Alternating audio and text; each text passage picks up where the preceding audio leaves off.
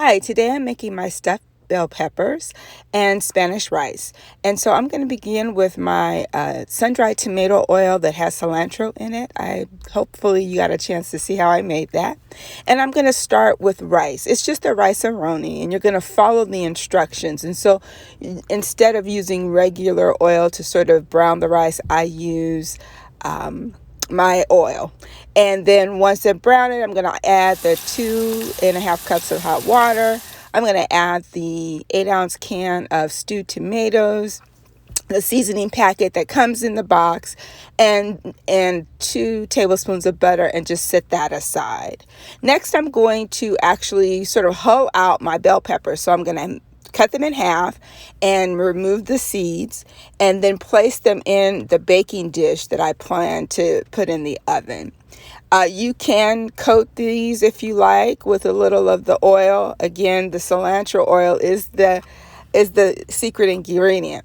While my rice is cooking, once all of the moisture has sort of bubbled out, I'm going to cover it and then start working on my stuffed peppers.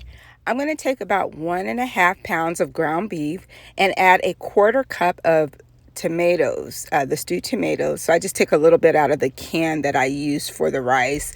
I drizzle a 1/2 teaspoon of the oil into the hamburger. I use 1/2 of a package of taco seasoning mix, and then a cup of green onions. I'm going to chop that. I'm going to then add a 1/4 cup of bell pepper, and I'm going to add that to the mixture. I'm going to take a 1/2 cup of mild salsa and also add that to the hamburger mixture.